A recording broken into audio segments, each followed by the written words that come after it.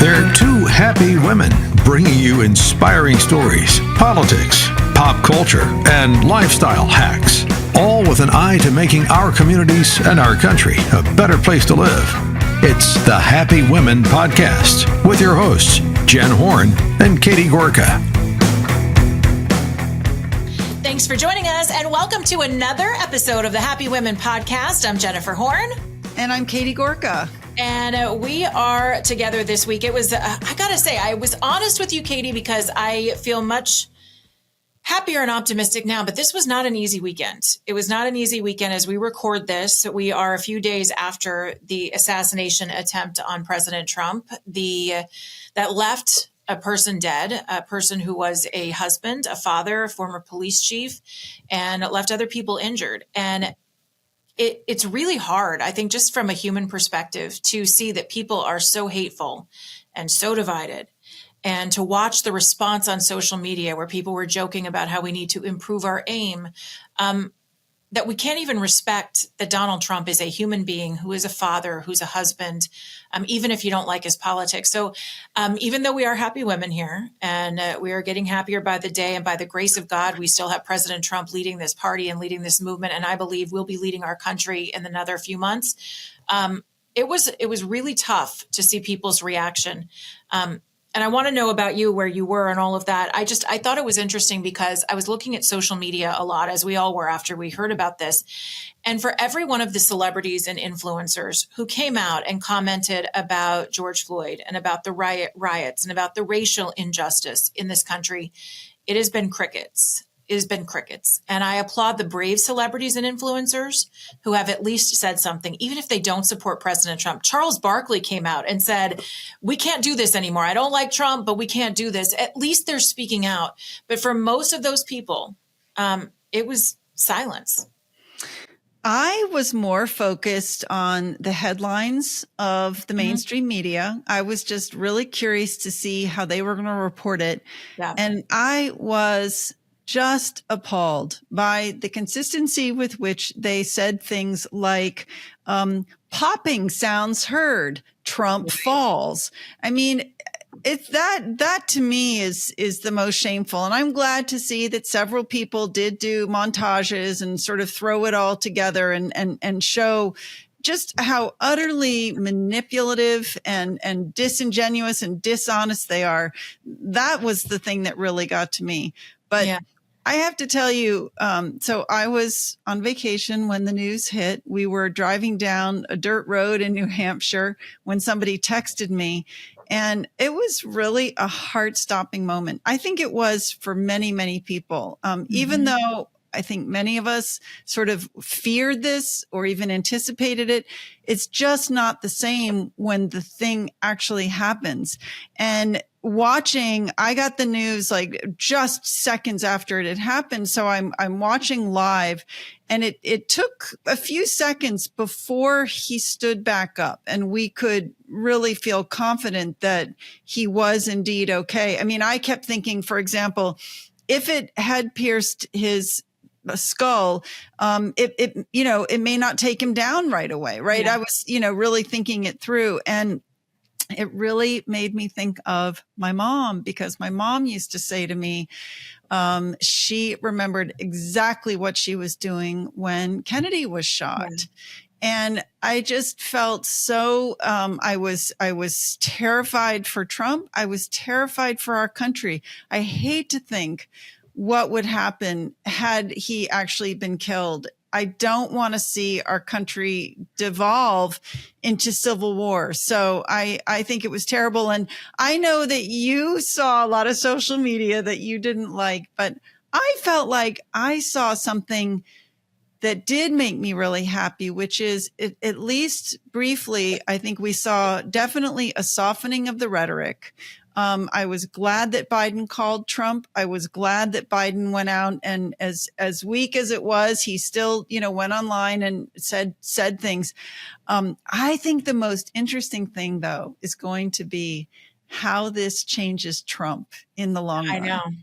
and as we what we record hear this, from his speech. yeah, and as we record this today, it's Tuesday of the Republican convention week, so day 2. We're going to hear from him on day 4, and a lot of it, he has said that, I think he said it was a humdinger or a doozy that his speech was before, obviously trying to really rev up the base, but he said he changed it. And I have to tell you that I'm such a softie. You know, I can cry at anything for the most part, but watching night number 1 and seeing President Trump come down the hallway with that bandage still on his ear and Lee Greenwood playing what is my very, very favorite song, and it has always touched me since 9/11. That song can make me cry just listening to it. Proud to be an American, and seeing Trump walk out and seeing his face, and it looked different. It looked different to me. They panned to the Trump family. You could see Donald Trump Jr. had tears. I think maybe even President Trump might have had a few, but he was touched by that moment, and the entire arena erupting. I get goosebumps with fight, fight, fight. And it was a really interesting experience. It was very surreal. I think I was more shaken 2 hours after it happened than watching it live. I was actually, imagine this, taking a nap. I never get to take a nap, but I decided I was going to lay down on Saturday afternoon. My phone starts buzzing, and I realized they said that there's popping sounds at a Trump rally. I turn it on. And I was shaken, but I don't think that I panicked because of the Secret Service response. The Secret Service allowed him to hit the ground, allowed him to get his shoes, allowed him to take what is now that iconic, amazing image showing his anger, but his determination, which I think many of us needed to see. He should have never been able to take that picture. The Secret Service should have had him out of there. And so then the news outlets start saying, well, there were popping sounds, and maybe that was the teleprompter that broke and sliced his ear. I mean, it really sinks in. And I think for many of us, and I think probably even for President Trump, when you have these medical experts on that say your ear is 2/3 of an inch away from your brain, and you realize he turned at the last moment to look at a slide that he usually doesn't get to till the end of his speech. The hands of God were on him. I don't know if you saw that image of the American flag that was twisted and looked like an angel standing over him, but he had an angel standing over him. Did you see that image? It's incredible. Maybe Misty I did not. I'm going to have to find that. Well, I thought what was interesting is the text I got is that Trump has been shot. So I immediately started looking for the images, and we were watching it. And because the gun was in the distance, and it sounded like a pop, pop, pop, Sebastian immediately said, oh, it's just a 22. That can't really hurt him. Mm-hmm. When we learned that, in fact, it was an AR-15, it is a miracle that the man is alive. Yeah. Especially when you realize that it was 130-ish yards away. And there's now obviously so many questions about what was going on within the Secret Service. That agency has had a lot of questions swirling around it for a long time. President Trump will tell you he loves his security detail. I heard an interview with Eric Trump that said the most of the people protecting Donald Trump today actually protected Eric Trump when President Trump was President Trump. And he said he loves them and that he has no doubt that they would take a bullet for the president. But you have to wonder about the leadership and about some of the soft decision making. Sadly, so many of us go into a mode of conspiracy, because most of the conspiracies we've gone down before have ended up being true. And it's just really hard to wonder what happened, that a building was unsecured by the Secret Service. It had local police from Butler County in the building. Their sniper team was actually in the building that was scaled by the suspect. The suspect was seen 30 minutes acting suspicious before the first shots came out. You have crowd goers who said they saw him lining up with his gun for 2 minutes, and they tried to warn law enforcement. And it just makes you wonder where this breakdown happened, how it happened, why it happened. And what I'm really disappointed by in this country is our lack of transparency. The Secret Service should be out. We should be hearing from them every stinking day. And we haven't heard much, and we haven't heard much from the leader. In fact, I was kind of appalled. They gave a press update about the security at the RNC, and they wouldn't take any questions about an assassination attempt on the former president. And I think we have some really big problems with this. And it's also problematic for me that the FBI is leading the investigation into this, because there are many of us who don't trust the FBI. So if we want to get our country back, and if we want to bring some, I don't know that we're ever going to unify. I don't know what this country is going to look like in a few years, but I'll tell you what'll help. If we stop lying to people, and if we actually start becoming more transparent as a government. And I think Trump's going to do that. We just have to get him into office. And I think we need to demand that we should be hearing from these people every single day. They work for us. I have to add to that, that I think as serious a problem are issues around transparency is the issue of accountability. Yeah. When was the last time anybody in government was held accountable for some big screw up, right? Never. I think there are going to have to be serious questions asked of the head of the Secret Service. We've all been talking about it, right?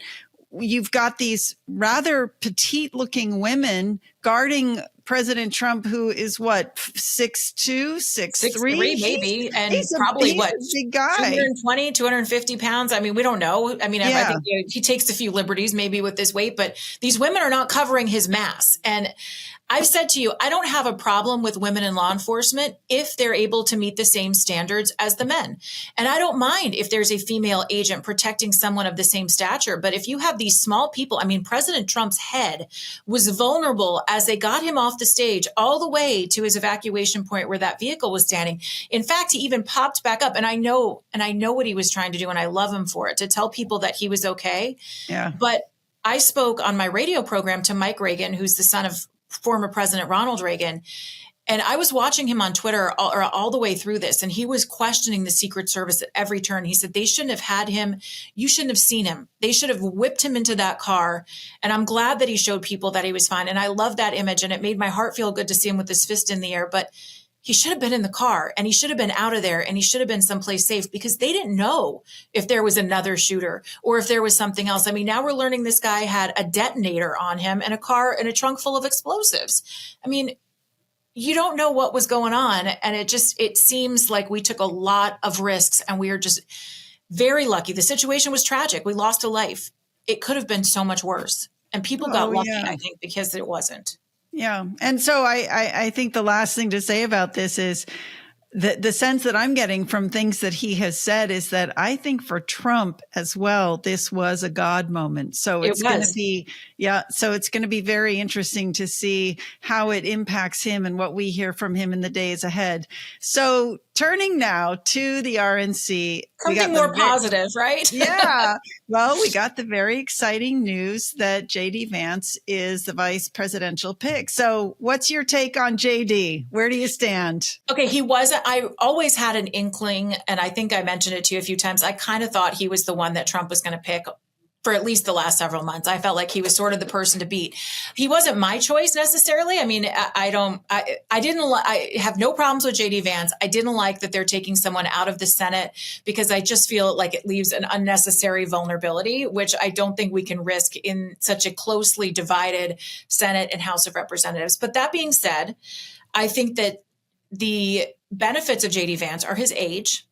I think his energy is something that President Trump was looking for. Trump was talking about not necessarily needing a vice presidential pick to bring anything. You know, sometimes a VP pick brings a state or a demographic. I think JD Vance instead brings youth and energy, and also a willing vessel to carry on the MAGA movement for another 8 years beyond Trump. So I think to have President Trump entrust him with that, that's great. I don't like that he was a never Trumper, because I was a Trump person from the very beginning, from day one. I had no doubts, no questions. I saw it. And I respect that loyalty as well. But in some ways, I think it shows that President Trump is open to people that weren't always on his bandwagon, and that he's still willing to work with them. And I've heard a few interviews with JD Vance. He has an incredible story. He was raised by his grandmother. His mother was an addict. His father left him. He became a Marine. He turned himself into something. He can talk to Wall Street investors. He can talk to blue collar working class people. And so I think he's very versatile in that way. I think his wife is also really lovely and is going to be a great asset to the campaign. The fact that they have a young family, I think they can relate to people who are struggling to make ends meet. And I think overall it's going to be good. I was listening to some interviews. Don Jr. apparently is really good friends with Senator Vance. And it was interesting because he said that he just always thought he should be the one. But Eric said something different. Eric Trump in an interview said that he likes JD Vance, but he wasn't always a Vance guy. He said that he also liked a lot of the other people who were, like, using air quotes here, the finalists on Trump's VP list. But he said what he noticed about JD Vance is that he had incredible chemistry with President Trump. And that matters for any of us in radio or any of us in the entertainment business. You have to have chemistry with someone. And I don't mean romantic chemistry, obviously, but someone that you like and you want to work with and you want to spend the day with. And President Trump and JD Vance seem to have that. So if this is good for him, Trump Vance 2024. That's interesting. I wonder if it's because neither Vance nor Trump are from the elite, right? They're really both have kind of working class backgrounds. And I wonder if that's why they're and able they're to guys. gel. You know, both of them are guys. And I learned apparently JD Vance doesn't drink either. President Trump is not a drinker. So interesting. Maybe they kind of live sort of on the same lifestyle path, which is, you know, not that those make deals with people. Obviously, people from all walks of life can find relationships, but maybe that's some of their commonality. Yeah, I'm not actually bothered by his anti-Trump position because I was slower than you and slower than Sebastian to come onto the Trump train, and I feel that Vance, having been there, will, I think, be able to reach out to and speak to people that need to be persuaded, right? Because he needed to be persuaded. So that part doesn't bother me. And I think his youthfulness, it's really interesting to see how powerfully that's resonating. People seem to really like that, especially because there's been so much talk about the age of the candidates, even though Trump is just unbelievably youthful and vibrant and sharp and strong. The next day. Yeah, I know. Absolutely incredible. But I tell you what, I mean, I try to actually stay away from the mainstream media because I cannot stand it. Yeah. But I was listening to it this morning because I had to drive in the car and I was listening to some of the quotes, and I just want to tell you, they are unhinged. Yeah, they are. This argument that they're making that this is going to be the end of democracy and you know, and women. I saw one person wrote that just don't think that once Vance forces you to have your children that they're going to actually be taken care of. I mean, it's like the degree of insanity from the mainstream media, from the left-wing media is really unnerving. So I'm just going to go back to where I was before. I'm going to try to live in blissful happiness. I'm going to tune it out. I'm going to shut it down. And I'm just going to be excited because, you know, one of the things that I've been thinking about as the last, I think, really 24 hours since the news about Vance came out and looking at the incredible lineup of speakers at the RNC, I am so impressed by the depth of our bench and the quality of our bench.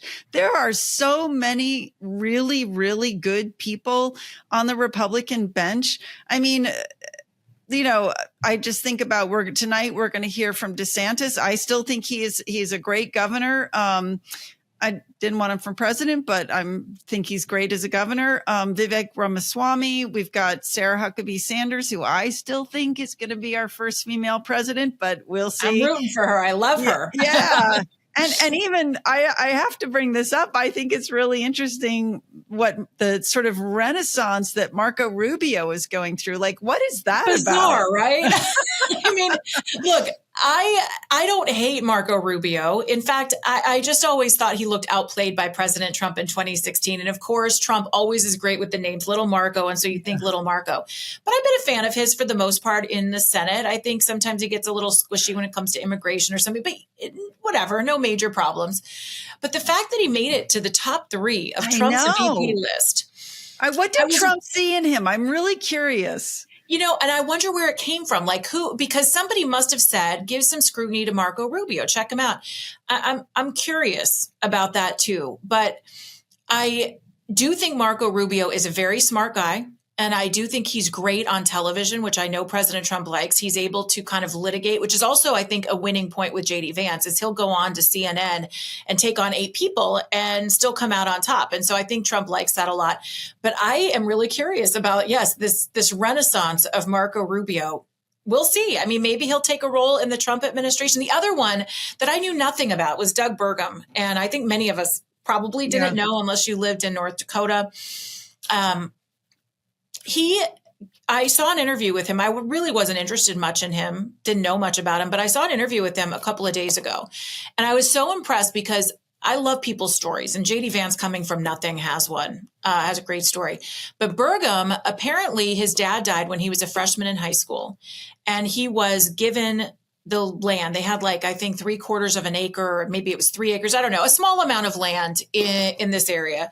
And he decided he knew he was going to have to provide for his family because his dad was gone. So when he got out of high school, he mortgaged that land, risked everything. They had nothing, and used it as seed money for his business, which made him, like that software business that made him all of that money. And he succeeded. Now, I don't know if I have the backbone or the the courage to risk everything, but he did, and he came out on top. And that, I thought, showed his tenacity and his spirit. And he also gave a great answer about abortion, which Democrats are going to use in this election because it's really all they have. And JD Vance gave a similar answer.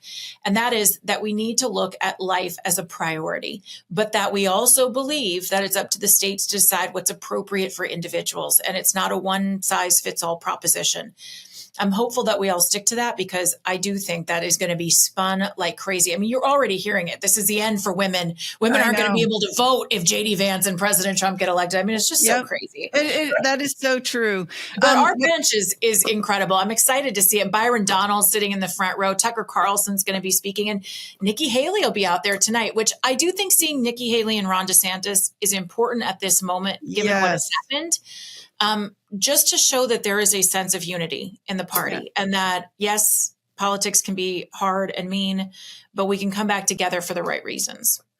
And it's also interesting when you look at this incredible lineup to start to speculate who's going to have a place in the cabinet. And that also makes me really excited because it is so important. I read a really fascinating analysis recently of the difference between Trump's term when he came in versus Biden. And I think Biden was able to put into place something like 4 times as many political appointees. And just really right off the bat. And I do think Trump understands so much better this time around how important personnel is and how you have to be ready from the moment inauguration is completed, you've got to have people going into office.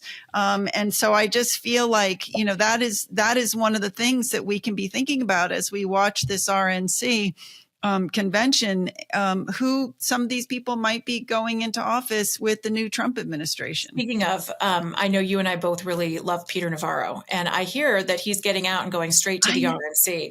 Oh, really? That's what I've heard. I don't know if it's true, but I heard he was getting out, supposed to get out this week, right? But I had not heard that he was going to the convention. Wow. That's what I hear, and I will be there listening to that for sure. Now, a couple of other things to mention before we run out of time. There's been so much to talk about, but got to talk about the Teamsters, got to talk about Elon Musk. First of all, brilliant move by the RNC to reach out to the head of the Teamsters union, Sean O'Brien. You think he's Irish? And invite him to speak at the convention. And he said yes. And he spoke at the convention on day one. And I saw him do an interview before his speech. And he said that the Republicans invited him and the Democrats did not. And that he didn't know if he was going to make an actual endorsement, but that the Teamsters represent such a wide swath of people that he wanted to be there so that, his union could actually see who was going to work for them and fight for them. He was thrilled with the appointment of JD Vance as the as the vice presidential nominee, and was talking about how much JD Vance had done for the Teamsters in the past. So I don't know if we'll get an endorsement out of Sean O'Brien, but I thought it was a brilliant move to have him speak on day one of the convention. Well, you know what? I'm going to tell you that I also credit talk radio and conservative talk radio with part of this shift because, we have had so many UPS drivers. And first of all, UPS is the largest employer within the Teamsters union. But we have had so many UPS drivers, FedEx drivers, and truck drivers tell us either because they're at our door delivering packages or they're calling into Seb's radio show what fans they are, both of Sebastian as a radio host, but really primarily fans of Trump, right? Mm-hmm. And I think it's because they are in their cars they're in their vehicles, they're in their trucks for a long time. And some of them listen to conservative talk radio. And I think it's really helped open their eyes. So I think it is no small thing that the head of the Teamsters union spoke at the RNC. And boy, I'll tell you what, if members of the unions start peeling away from the Democrats, it is over. Yes. Watch out. I know that's their last safe haven. Now, that and election integrity, of course. And this made me so happy when I heard the news yesterday. And I thought of you and it made me smile because I know how this is so important to our heart. And that is going out and chasing ballots, going out and doing the work. It's something that Democrats have done better than us over the last couple of election cycles. And they also had a lot of help. They had a lot of money from Mark Zuckerberg. Remember Zuckerbucks and all of those voting centers that opened up to collect ballots and such. Elon Musk, after the attempted assassination of Trump, almost immediately on social media came out and said, enough is enough. I fully endorse and give all my support to Donald Trump, and posted the picture of the fist in the air. A couple of days later, it was revealed yesterday that he got a group of people together and they're going to be donating $45 million a month through Election Day to neighborhood voting centers, to try to fund lawyers to be in every single polling place across the country. This is huge because, Katie, we can have energy and movement and the grassroots ready to go, but there's also a need for some money as well to make this actually work. And $45 million a month is going to be a nice step in that direction. Yeah, but I also I think it's huge, but I also want to underscore, I've really gotten to understand better what election integrity requires, and it requires a grassroots army. I can tell you the RNC is working on recruiting 500 lawyers in Virginia alone to be available on Election Day. But we also need election officers everywhere. We need poll watchers everywhere. And so, having, I think, both the combination of this money, but also with a really big, strong grassroots army is what we are going to need to make sure that this election is not stolen. Yeah. And I think it's going to require some oversight as well. You don't want this to go into creating an industrial complex, right? Where people are just making money and none of that gets to the grassroots. But I think it's a good step in the right direction. And I applaud Elon Musk. He has done a lot to help conservatives. Say what you will about the guy. He has changed the way we've done things on X. And I think he's put the pressure on people at Facebook as well and Meta to do better. So we'll see what happens there. But want to thank you all for joining us. Don't forget to leave us a 5-star review. Share Happy Women with your friends. Make sure you subscribe if you haven't done that yet. And you can get all of the links. You can see our video feeds as well, SalemPodcastNetwork.com. And don't forget to get Katie's book, Next Gen Marxism. It's Prime Day. Well, it's Prime Week if you're listening to us in real time as we put this out. So get Next Gen Marxism right now, wherever you get your books. Amazon, you might save some money this week. And check her out online, katiegorka.org. That's her website. You can search for Catherine Gorka on Facebook, and you can find me, Jennifer Horn Radio, on Facebook and Instagram, and Jennifer Horn on Truth and on X. And thanks so much for joining us. This is the Happy Women Podcast.